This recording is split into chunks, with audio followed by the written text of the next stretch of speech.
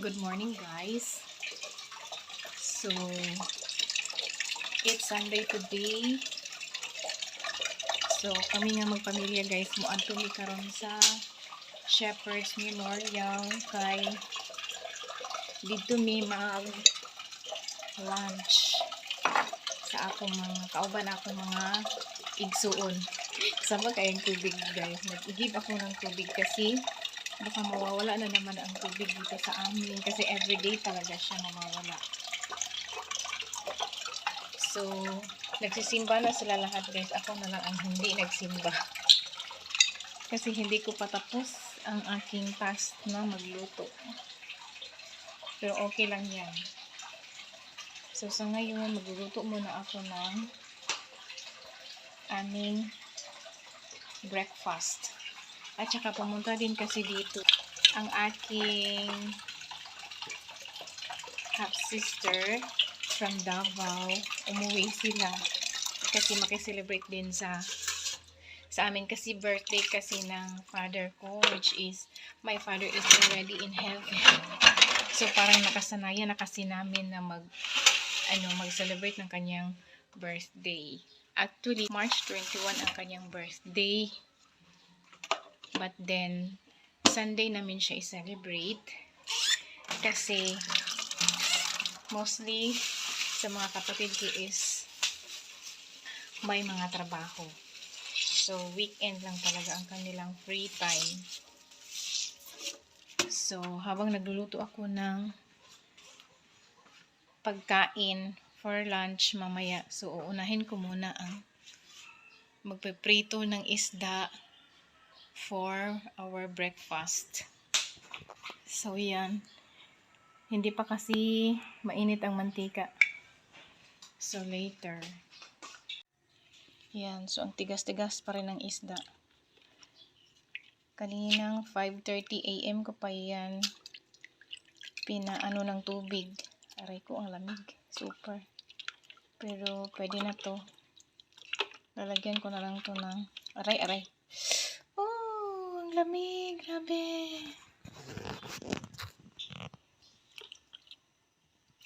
Okay na yan. Yan. So, magluluto na ako ngayon ng breakfast. At ang aming ulam for breakfast, guys, is piniritong isda. So, yan. Tapos na rin akong magluto ng lugaw kasi yun ang recipe ni mother kasi gusto daw siya magluto ng arroz caldo. So, ipakita ko sa iyo later, guys. Tapos, dito naman sa labas, dito na lang ako nagpalambot ng kal na manok. Kasi mag-aadobo na naman kami. Kasi bawat event namin dito sa bahay, hindi talaga mawawala ang kal na manok. Kal adobong manok. Yan. So, tingnan mo naman dito ang aming lavatory, guys. Nakakatiwangwang ang mga pinggan. Kasi wala pang hugas. At saka, binalatan ko ang aming kal na manok. Kasi matagal kasi itong maluto. Lumambot na yung laman niya, pero yung balat is hindi. So, tinanggalan ko na lang. Tapos, yan, lulutuin ko yan for sa aso namin. So, makuhugas muna ako ng pinggan, guys.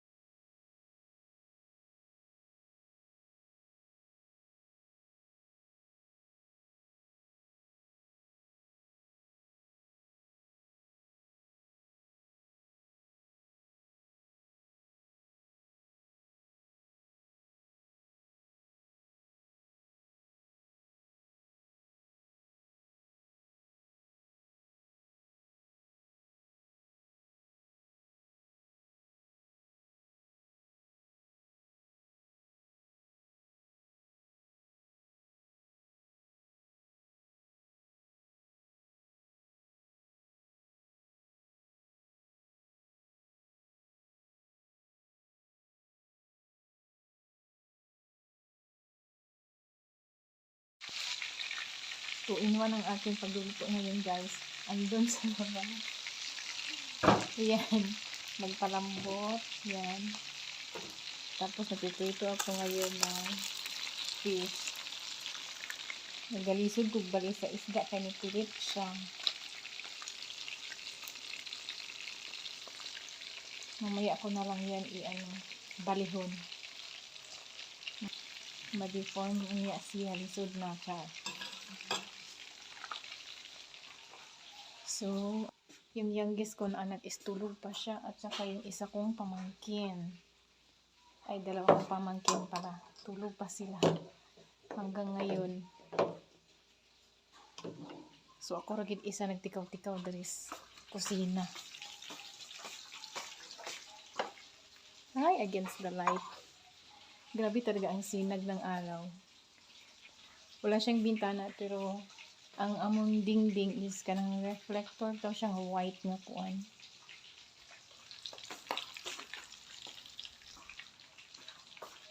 Kagaya niyan, so opposite to that, direct to sunlight siya pag sunrise.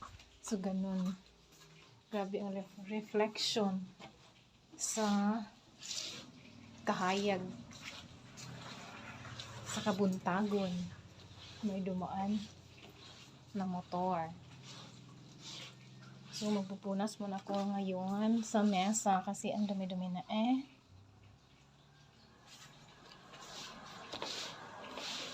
Yan, may dumaan na naman ng motor.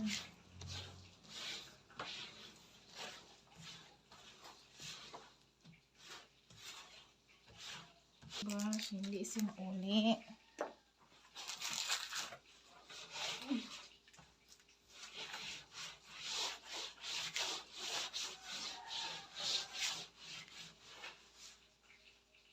So, ito na ang aking niluto na arroz caldo. Yan. Tapos, ilagay ko na siya dito sa lugaw. Ang ingay talaga ng CR namin kasi yung mga anak ko, my God, hindi ko alam anong ginagawa nila sa CR. Pagharutan sila. 2 kasi sila doon na nandun sa CR kasi walang tubig.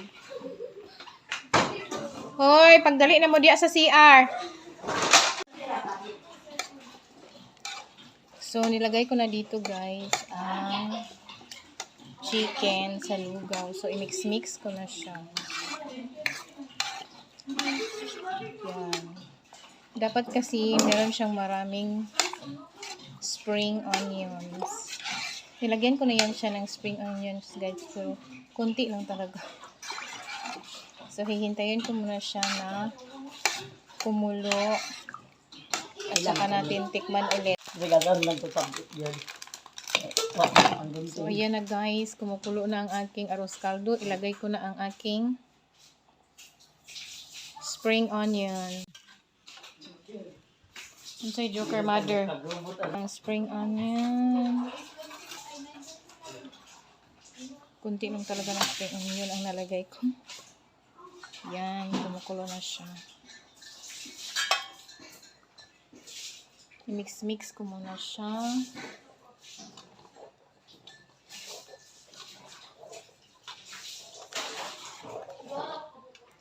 Kumukulo pa rin siya. Try ko. Bitikman ko nga. Ang init.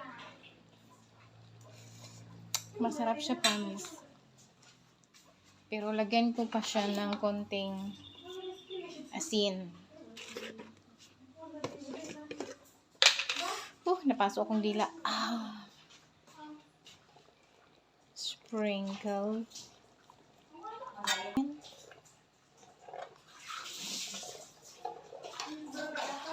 Yan. Kumukulo na siya, guys. Sudlan? Ay, direkta na lang dito sa kasirola, oy. Pagdali na mo diya sa CR, kay maligo na dayon ko. Ganihara mo diha. Saba-saba. Okay na siya. Okay, suluto na ang aking arroz caldo. Hi guys! So, ready na po sa akong outfit guys. So, nag-ato na kami sa Shepherds. Okay. Divine Shepherds gani ka dito mag-lunch. Doon na sila? See you later, guys. Lapang na natin. Ha? Nag-video ako di Aisha. Ivan! Ivan! Ivan! Ivan! Say hi to my vlog. Hi to my vlog. Hi. Eh, Hi. against the Ito ang light. damit ko. Okay. Maganda. Say hi to my vlog. Hi. Hi. So, nag-ready na mi making my karon ga. own. What? I'm meeting. Ah, okay. You're doing video also. Hi, guys.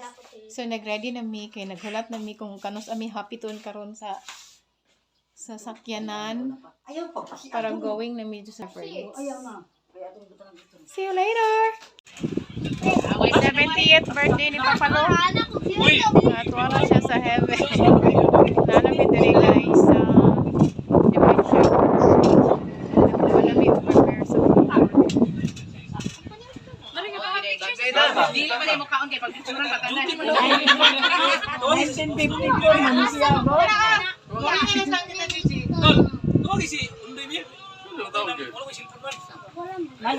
Walay nag-hi sa akong dali sa ikaw sa akong kwan. Say hi to my vlog. Alas 10 Hi. sa oras. Alas 10 na alas 11 na. Pagkakita sa video.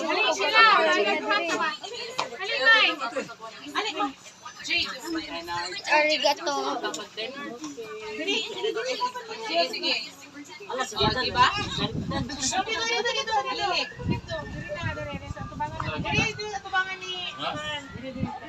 Yeah. Terus sasayo? Pagdali na sa. Basic ay. Ay say. Uyog na ini. 1, 2, 3. Otro, 1, 2, 3. Nagkatigong ginintanan isip pag-celebrate Ginoo bisan pa man wala na din si Papa Ginoo sa iyang 70th birthday. Thank you so much Ginoo for the love. But today nga makita kami tanan, especially na sa mga bisita pag Ginoo, ilabi din sa mga igsoon Lord. Naman may mga individual differences, but then you know that we love each other. Mao na ang kabilin ni Papa God. Lord God. Thank you po Lord sa safe nga travel ni Palot mo tinintanan among mga pagkaon niya nasa mga lugar karon Lord na mga mga pagkaon makadito sa palawas aron kami makapadayon sa pagservisyo na kanimo Lord ug ingon man sa Lord mahimo kaming blessings sa usa especially sa Happy birthday to you.